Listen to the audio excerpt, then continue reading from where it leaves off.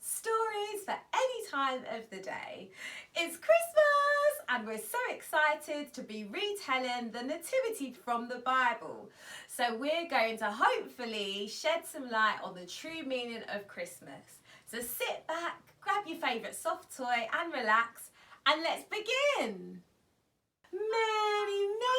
Many years ago, before the Colosseum of Rome was built, there was a couple who wanted to get married. Joseph was a carpenter, and that's somebody who makes really cool things out of wood. And he prayed to God and said, please God, please send me a wife that's going to love you as much as I do. And so God answered his prayer and sent him Mary. Mary and Joseph were really happy together, and they kept God at the centre of their relationship. Can you imagine what their wedding plans must have looked like? Oh, I wonder what dress Mary's going to wear for the wedding, and oh, I wonder what song they're going to play for their first dance. Oh, it's oh so exciting! One day, when Mary was outside hanging her washing, she heard a voice. It made her Hello, favoured one. The Lord is with you, most blessed among all women. Well, Mary had no idea what to think. I mean, she'd never seen this man before, and she didn't really understand what he was saying. She quickly looked around to see if this visitor was maybe speaking to somebody else. Are you talking to me? Asked Mary when she realised that no one else was around. The strange man let out a small laugh and smiled at her. Don't be afraid, Mary. You have found favour with God. Mary still didn't understand what was going on, but this visitor's words really caught her attention. My name is Gabriel. God has sent me to you with a very important message. You are about to become a mother. You're going to give birth to a son and will call him Jesus. Two things were now very clear to Mary. Number one, this visitor was clearly an angel. And number two, there's a slight problem with the news he came to share. I mean, that sounds great, but I'm not married yet. How can I be pregnant? Don't worry. The Holy Spirit will be on you, and the Most High will overshadow you like a cloud. And because of this, the child shall be known as the Son of God. Well, Mary couldn't believe what she was hearing. Could this really be happening to her? Did you know that Elizabeth is also pregnant?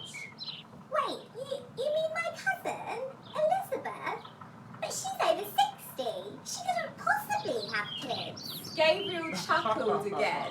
Mary, with God, nothing is impossible. Well then, this was all that Mary needed to hear. She was amazed that God had chosen her for such a huge honour. I'm happy and ready to be a servant of the Lord. She cried out, happier than she had ever been in her life. Gabriel's smile got even brighter. I have to go now, but know, the whole of heaven will be with you throughout all of this. You will never be alone. Even with the angel gone, Mary's excitement hadn't faded. She was going to be the Messiah's mother. She was probably thinking about all the exciting places she could take him, how she was going to tell him this incredible story once he got older, the amazing toys that Joseph could make for him. She just couldn't hold her excitement. Oh no, thought Mary. How was she going to explain this to Joseph? It was an amazing story, but a really difficult one to explain to someone who wasn't there. But she knew that Joseph loved God just as much as she did. And besides, she couldn't keep this news to herself any longer. The Messiah was on his way! She left her washing basket and ran as quickly as she could to Joseph's house. Joseph was outside. He was finishing up on a chair. Mary, is everything all right? He asked as she stopped right in front of him, trying to catch her breath. Just saw Angel, Messiah, baby. As she struggled to get the words out, Joseph was getting rather confused.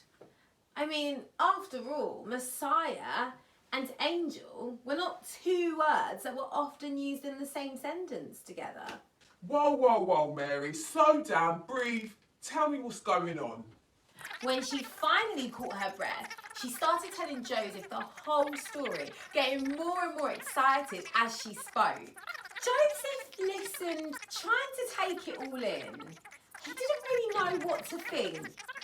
She was pregnant, but from the Holy Spirit. Why would the Messiah be born into such an ordinary family? Surely God would want to give him like some rich parents or put him in some big mansion.